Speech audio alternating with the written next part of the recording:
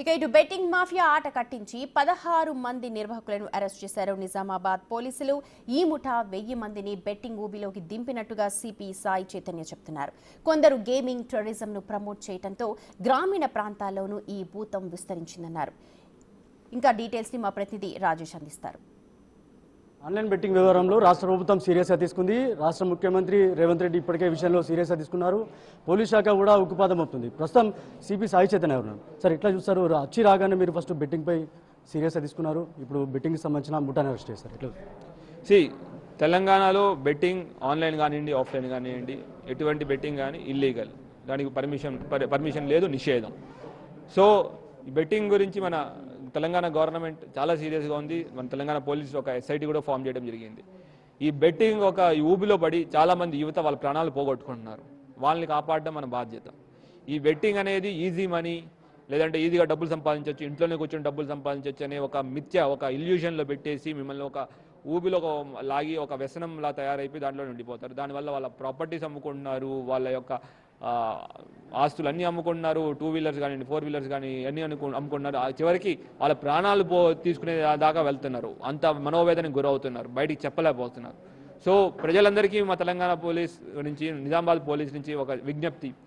ఒకవేళ యాప్స్ మీరు ఎవరైనా బెట్టింగ్ యాప్స్ గురించి తెలిస్తే మాకు ఇన్ఫర్మేషన్ ఇవ్వండి. ఒకవేళ మీరు ఆ బాధితులైనా మాకు ఇన్ఫర్మేషన్ ఇవ్వండి. మీ యొక్క డీటెయిల్స్ బయటికి చెప్పాం, మీ యొక్క వివరాలు గోప్యంగా ఉంచుతాం. ఎవరైతే బెట్టింగ్ నడిపిస్తున్నారో వాళ్ళని పట్టుకోవడానికి మేము ప్రయత్నిస్తాం. ఆ ఇన్ఫర్మేషన్ మీరు బయటికి చెప్పడం ద్వారా ఇంకొక 100 మందిని మీరు ప్రాణాలు కాపాడిన వాళ్ళు అవుతారు. So please come out in the fight against betting. అట్లానే ఇంకొకటి, పేరెంట్స్కి ఒక చిన్న విజ్ఞప్తి. మీ పిల్లలు ఒకవేళ బెట్టింగ్ ద్వారా కానీ ఏమైనా ఉండొచ్చు, దేని వల్ల కానీ ముభావంగా కానీ వాళ్ళ మూడు కానీ వేరేగా ఉంటే కూర్చోండి, మాట్లాడండి, వాళ్ళ ఇబ్బందులు తెలుసుకోండి. వాళ్ళని ఇబ్బందులు తెలుసుకుని వాళ్ళ యొక్క ఎక్స్ట్రీమ్ స్టెప్స్ దగ్గర నుంచి ఎక్స్ట్రీమ్ స్టెప్స్ రాకుండా మనం కాపాడవచ్చు. దాని ద్వారా వాళ్ళ బంగారు భవిష్యత్తును కాపాడుకోవచ్చు. అట్లానే ఎవరికైనా మీకు ఇన్ఫర్మేషన్ వస్తే బెట్టింగ్ గురించి కానీ ఇటువంటి ఇల్లీగల్ స్కామ్స్ గురించి మీకు ఇన్ఫర్మేషన్ వస్తే 1930 కానీ డైల్ 100 కానీ లోకల్ పోలీస్ కానీ ఇన్ఫర్మేషన్ ఇవ్వాల్సి కోరుకుంటున్నాను. సార్, క్వశ్చన్ చెప్పండి సార్. ఇప్పుడు వరకు సిటీకి పరిమితమైన బెట్టింగ్ గ్రామీణ ప్రాంతాలకు వెళ్తుంది. ఇప్పటికే యూట్యూబర్స్ కావచ్చు, సినిమా సంబంధించిన యాక్టర్స్ కావచ్చు, అందరినీ అరెస్ట్ చేస్తున్నారు. గ్రామీణ ప్రాంతాల్లో యాప్ అనేది ఎట్లా వెళ్తుంది, ఎట్లా ప్రచారం జరుగుతుంది? ఈ బెట్టింగ్ అనేది ఇప్పుడు because of spread of technology, mobile ఫోన్లు, ఇంటర్నెట్లు అందరి చేతిలో ఉండడం వల్ల ఇంతకుముందు ఆఫ్లైన్ అనేది ఇప్పుడు ఆన్లైన్లో అవుతూ ఉంది. ఈ ఫోన్పే, యూపీఐ అనే ద్వారా అన్నీ జరుగుతూ ఉన్నాయి. అయితే మీరు చెప్పినట్టు, రైట్గా చెప్పినట్టు, betting app promoters are nothing but cyber terrorist. వాళ్ళ వల్ల మన యువత వాళ్ళ ప్రాణాలు పోగొట్టుకుంటున్నారు. Any promoter will treat them like that only. మన యువతని కాపాడాల్సిన బాధ్యత మనందరిపైన ఉంది. ఎవరైతే వాళ్ళ ప్రాణాలు తీస్తున్నారో వాళ్ళని టెర్రరిస్ట్గా మేము భావిస్తాం, వాళ్ళు అట్లానే ట్రీట్ చేస్తాం. అట్లానే ఈ బెట్టింగ్ యాప్స్లో కూడా మేము గేమింగ్ యాప్తో పాటు ఆర్గనైజ్డ్ క్రైమ్ కూడా పెడుతున్నాం. సో దట్ వాళ్ళని పట్టుకోవడం, వాళ్ళని మొత్తం మేము ఒక ఆర్గనైజ్డ్ క్రైమ్గానే భావిస్తాం. వాళ్ళందరూ ఒక ప్లాన్ ప్రకారం ఒక ప్లాన్ వేసుకుని పిల్లల్ని లేదంటే ఉన్న యువతని వంచి వాళ్ళ దగ్గర డబ్బులంతా లాగాలని, వాళ్ళని ఈ వ్యసనంలో చేయాలని మొత్తం ఒక ప్లాన్ ప్రకారంగా చేస్తానని మేము భావిస్తున్నాం. అట్లానే యాక్షన్ తీసుకుంటాం. ఈ మన యువతకి, ముఖ్యంగా విలేజ్ దాకా వెళ్ళిన యువతకి ఒక ఇంపార్టెంట్ మెసేజ్ ఇవ్వాలనుకున్నాం. ఈజీ మనీ, ఇంట్లో కూర్చొని డబ్బాలు సంపాదించడం అనేది ఒక మిథ్య. దానికి పడిపోకండి, దానికి ఆ వ్యసనంలోకి లొంగిపోకండి. ఈ బెట్టింగ్ యాప్ మీద మనం అందరం కలిసి ఫైట్ చేద్దాం.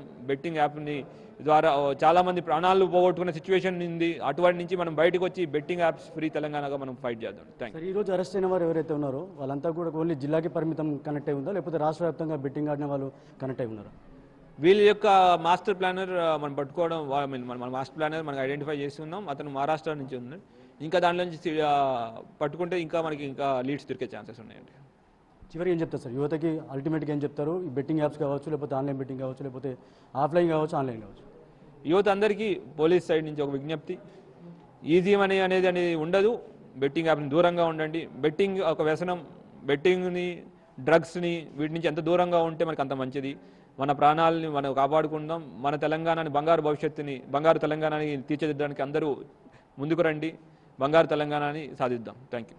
ఇది ఓవరాల్గా మహారాష్ట్ర నుంచి జరుగుతున్న ఆన్లైన్ బెట్టింగ్ ఏదైతే ఉందో అది రాష్ట్ర వ్యాప్తంగా కూడా కనెక్ట్ అయి ఉంది. ఇప్పటివరకు నిజామాబాద్ జిల్లాకు సంబంధించి చాలామంది, ఇప్పటివరకు ఐదుగురు వరకు ఇప్పటివరకు యువత అయితే మరణించారు. దానికి సంబంధించి కూడా బెట్టింగ్ యాప్స్కి సంబంధించి అన్నీ కూడా బ్యాన్ చేశాం. దాంతోపాటు రాష్ట్ర ప్రభుత్వం సీరియస్గా ఉంది. బెట్టింగ్ యాప్స్ ఎవరు కూడా ఆడద్దు, యువత వాళ్ళు మంచి భవిష్యత్తుని చెడగొట్టుకోవద్దని కూడా కమిషన్ చెప్తున్నారు. కెమెరా పర్సన్ సందీప్తో రాజేష్ బిగ్ టీవీ.